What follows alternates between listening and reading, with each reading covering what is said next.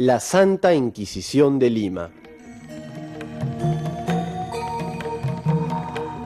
Muchos consideran al Tribunal de la Santa Inquisición como uno de los peores flagelos a la humanidad. Un flagelo que llegó también a América. Con el establecimiento de las colonias españolas, se instauró también el Tribunal del Santo Oficio, tanto en México como en Lima. ¿Pero qué papel tuvo realmente la Inquisición en América?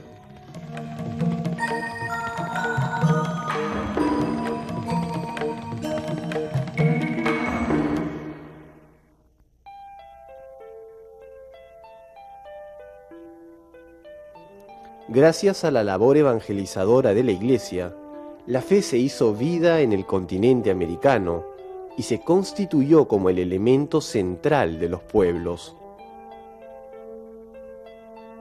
Bueno, la vida era muy distinta a la nuestra. A nivel general, en todo el virreinato la gente era mucho más religiosa de lo que contemporáneamente. Las fiestas religiosas eran fiestas celebradas por la generalidad de la población, y los tiempos de Cuaresma, que eran los tiempos, por ejemplo, en los cuales la Inquisición va anunciando o va pidiendo a la gente que confiese o que delate sospechosos o culpables, eran tiempos de verdadera reflexión y arrepentimiento, y la gente vivía más en torno a su fe religiosa que en nuestro siglo. Dentro de este contexto de ardorosa religiosidad popular, se instala el Tribunal de la Santa Inquisición, un tribunal de justicia cuyo fin era preservar la fe y su práctica. Bueno, el Tribunal de la Inquisición en las Indias Occidentales, es decir, en el continente americano, surge en el mismo momento, tanto en México como en Lima, y en realidad es inspirado por los grandes defensores de indígenas, entre ellos Bartolomé Las Casas y otras autoridades eclesiásticas y civiles, que solicitan al rey, a Felipe II, que extienda la Inquisición a América, porque desgraciadamente el mal ejemplo de muchos conquistadores imposibilitaban o dificultaban sumamente la tarea de evangelización que hacían los sacerdotes, los religiosos. Entonces solicitan que venga el tribunal para juzgar a los blancos europeos, españoles venidos a estas tierras, a los criollos y por supuesto a los mestizos, mas no así a los indígenas, que desde el momento mismo en que la Inquisición se extiende a las Américas, desde ese mismo momento estarán exceptuados de su fuero inquisitorial. El tribunal no juzgaba a los indígenas porque estos eran considerados neófitos, es decir, nuevos en el conocimiento de la fe. En el Perú, el Tribunal de la Santa Inquisición de Lima abarcaba casi toda América del Sur y parte de América Central, desde el Estrecho de Magallanes hasta la zona de Panamá, con excepción de los territorios brasileños que pertenecían al rey de Portugal. Tanto los inquisidores de Lima eran nombrados por el inquisidor general desde España. Cuando hablamos siempre de la Inquisición española, es un órgano del Estado español, con presencia eclesiástica en los cargos inquisitoriales, pero que también se dio en casos en que inquisidores eran en realidad civiles, que solamente al ser nombrados inquisidores asumían los votos religiosos. Como para nosotros fue muy famoso el caso de Álvaro de Ibarra, que inclusive llegó a ser gobernante del Perú.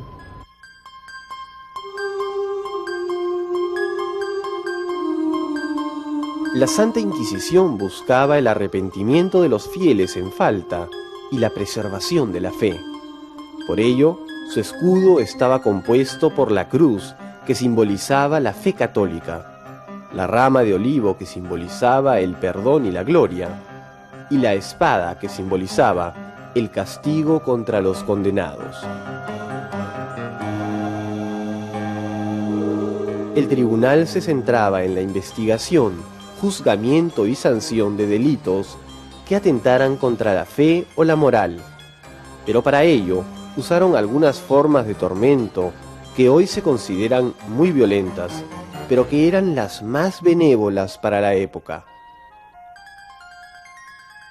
De los diferentes tribunales que existieron en la colonia, el más sujeto a derecho, el que estuvo procedimientos más nítidamente normados, controlados y registrados, fue el Tribunal de la Inquisición. Contra todo lo que normalmente se pensó de ella, se ha redescubierto desde los años 50 del siglo XX que el Tribunal de la Inquisición, tanto en América como en España, fue el más benigno en sus procedimientos, inclusive, para ponerte un ejemplo claro, en el uso del tormento, que en el fondo lo usaba la Inquisición porque lo usaban todos los tribunales de su época, mientras que en los tribunales civiles era común que más del 90% de los detenidos fueran torturados. En los tribunales inquisitoriales la cifra fluctuó entre un 2 a un 5%. Este menor número se debe a que los inquisidores consideraban que el uso del tormento disminuía el valor jurídico de las pruebas reunidas, ya que algunas personas inocentes podrían declararse culpables ante el temor de ser torturados. Por eso es que fueron, para su época, los abanderados en el no uso del tormento, contrario a lo que perdura en la leyenda negra. Los inquisidores no consideraban necesaria la existencia de una denuncia o acusación. Podían investigar cualquier indicio razonable que los llevase a sospechar de una persona. Este proceso de investigación y juzgamiento era sumamente riguroso y pasaba por diversas etapas, concluyendo en el auto de fe, que era una ceremonia en donde se daba lectura pública y solemne a la sentencia del tribunal. Bueno, aquí nos encontramos en la sala de los murales, vamos a encontrar dos dibujos en representación a la ceremonia del auto de fe, la cual acá en el Perú se llevó a cabo en la Plaza Mayor. La ceremonia del auto de fe iba a ser la presentación del acusado al público, en este caso el público limeño, dando a conocer el delito, la herejía que había cometido y por lo tanto cuáles iban a ser los castigos. Los castigos nunca se llevaron a cabo en esta ceremonia, se realizaron después en la Plaza Otero, que es actualmente los alrededores de la Plaza de Hacho.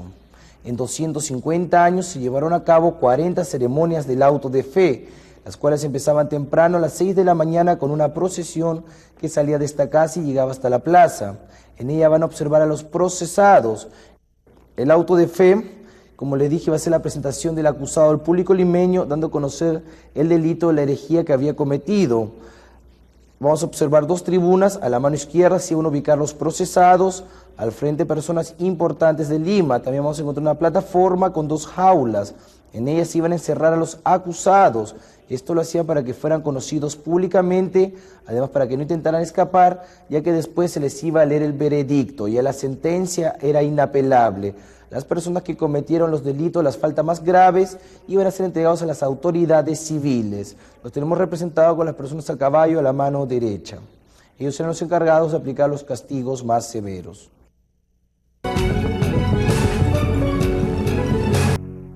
Bueno, en esta sala vamos a encontrar el traje de San Benito, el traje que tenía que utilizar el acusado en la ceremonia del auto de fe, el cual también fue utilizado como un castigo espiritual.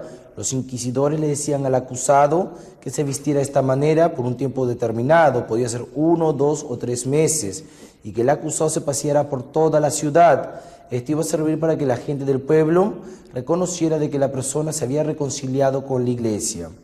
El aspa en el pecho era la cruz de San Andrés, que simbolizaba que la persona tenía una religión desviada. También estamos tratando de darle a conocer a las personas que las personas de color también fueron juzgadas por este tribunal. Únicamente los indígenas no fueron juzgados por el Tribunal de la Inquisición.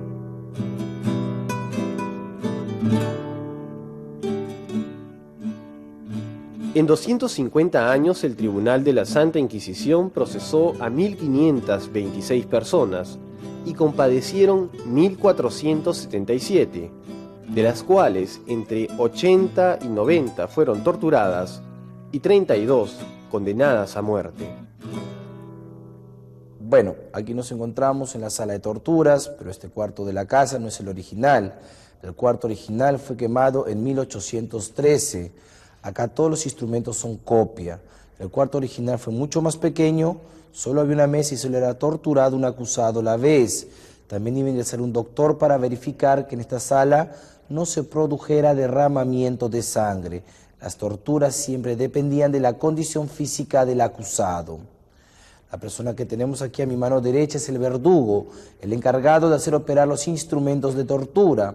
Él estaba encapuchado para evitar las represalias del acusado o de sus familiares. Mayormente el Tribunal de la Inquisición tenía que rentar a un miembro de las autoridades civiles, ya que nadie del pueblo se ofrecía voluntariamente para ser uno.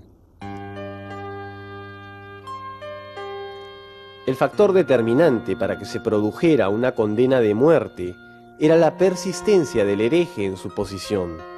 La pena del acusado podía ser conmutada si éste se arrepentía aunque fuese minutos antes de proceder con la sentencia. El tribunal no condenaba directamente a muerte a ningún reo. En tales casos, las sentencias dictadas por los inquisidores pasaban a los jueces reales ordinarios, quienes impondrían la pena según las leyes civiles. Bueno, acá vamos a encontrar el garrote español, una pena de muerte. En esta sí el acusado iba a ser estrangulado y después iba a ser quemado en la hoguera, pero ya sin vida. ¿Por qué? Él era un reincidente, había cometido la misma falta, él ya no tenía perdón. De las 32 personas que se quemaron en la hoguera acá en el Perú, 16 se quemaron con vida y el resto se quemó ya sin vida.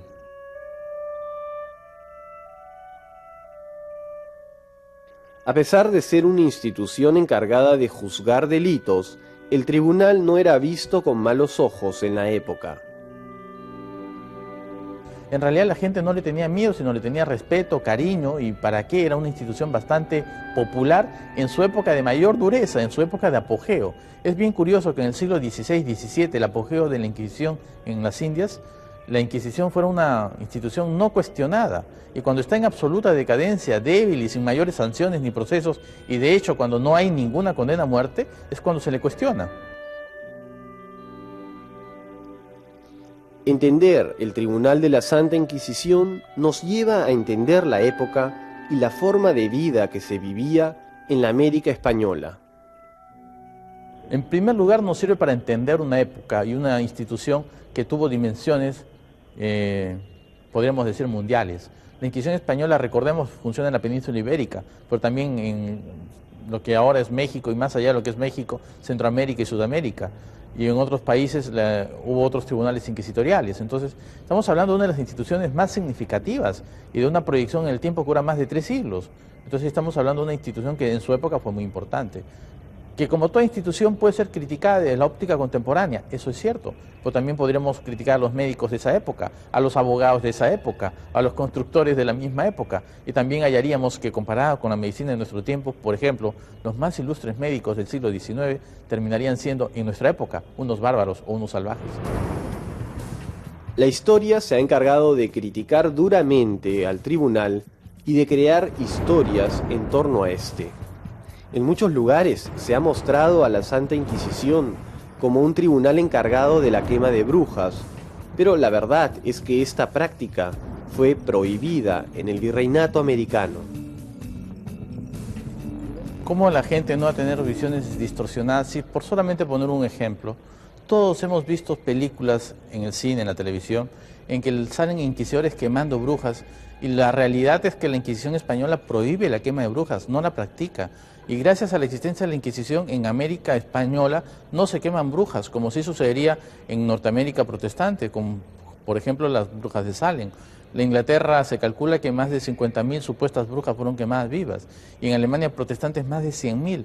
En realidad en España, gracias a la Inquisición, nos salvamos de la quema de brujas, como sostienen autores que no tienen nada de católicos como Tuberville, y lo sostuvo desde mediados del siglo XX. Otro aspecto positivo, la sanción a la bigamia.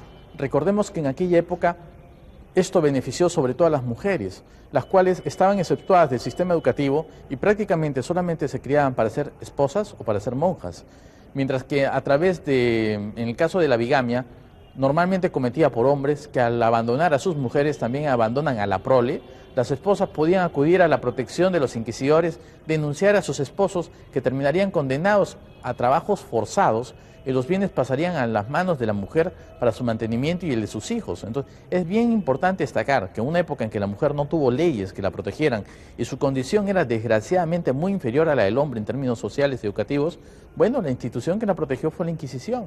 Y también otra figura interesante, que en el caso de los religiosos que acosaran sexualmente a sus feligreses en el acto de confesión, es decir, un más religioso que cometiera esto, se le llamaba solicitantes en confesión. Y en la época de la Inquisición, el acoso sexual era sancionado severamente, con penas muy duras. Y es interesante que en el caso de los tribunales civiles, en el caso peruano, recién a partir del año 2000 tenemos leyes que sancionan este tipo de delitos. Es decir, que en muchas cosas los inquisidores se adelantan a su época, y entre una de ellas es también en el sistema penal del mundo contemporáneo. De la Inquisición viene el agente fiscal, del agente fiscal como una persona que es el titular de la acción penal, totalmente distinta a los jueces, que son los que procesan o enjuician, que en el caso del tribunal serían los inquisidores. Y ese sistema penal inventado por la Inquisición se extendió al mundo entero y perdura hasta nuestros días, aún en Estados Unidos, aún en los países orientales o en cualquier parte del mundo. El sistema inquisitorial es el que perdura en nuestros días en el derecho contemporáneo. Al hablar de la Santa Inquisición, también debemos hablar de errores. Por ello, el mismo Juan Pablo II criticó a los inquisidores que utilizaron la intolerancia y hasta la violencia en el servicio de la verdad. En la Jornada del Perdón del Año Santo del 2000, el Sumo Pontífice pidió perdón en nombre de la Iglesia por este y otros errores cometidos durante la historia. En el aspecto negativo, por supuesto, no hay que omitirlo. Desgraciadamente, lo más negativo del tribunal fue haber institucionalizado la intolerancia religiosa, o sea, le dio una forma legal, una forma procesal, pero la hizo perdurar en el tiempo. Pero también hay que recordar otras cosas, que abolida la Inquisición, otras intolerancias persisten en el mundo entero. A veces son políticas, a veces son raciales, a veces son culturales y generalmente son económicas. Cuando una persona, por ser afortunada o ser rica, menosprecia a la gente que no lo es, o cuando en el sistema político-económico esto sucede. Los errores del Tribunal de la Santa Inquisición se fueron distorsionando y aumentando durante la historia, creándose así toda una leyenda negra. En realidad, más que una, son varias leyendas negras. En primer lugar, porque las grandes potencias del mundo occidental eran España católica e Inglaterra protestante. Entonces, mutuamente se denigraban y se inventaban historias e historietas en torno a diferentes aspectos curiosos de cada uno de los países, sea católico o sea protestante. Comprenderemos que la Inquisición, y sobre todo por su secreto inquisitorial, se prestaba a todo tipo de suposiciones, y en realidad gran parte de los escritos contra la Inquisición son hechos por gente que solamente se imaginaba cosas, mas no así que se documentase de hechos reales. Entonces las leyendas negras comenzaron muy antiguamente, se multiplicaron en la época de la emancipación o la independencia del Perú, a raíz de que todo lo español comenzó a ser visto como malo, y por supuesto nuevamente el Santo Oficio fue reinterpretado por los ideólogos del siglo XIX, y sucesivamente luego por una historiografía marxista que la ridiculizó bastante, pero hoy en día es vista en cambio como un órgano de control social muy semejante a los órganos de control social que el mundo entero tiene sin excepción, aún en nuestros días, ¿no?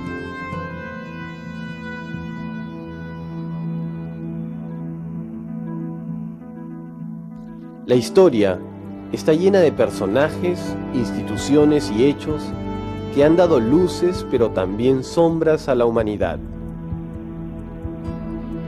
No se puede decir que la Inquisición fue una institución totalmente positiva para la historia, pero teñirla de negro no es solo cerrarse a los aspectos positivos, sino ante la lección que ésta nos deja.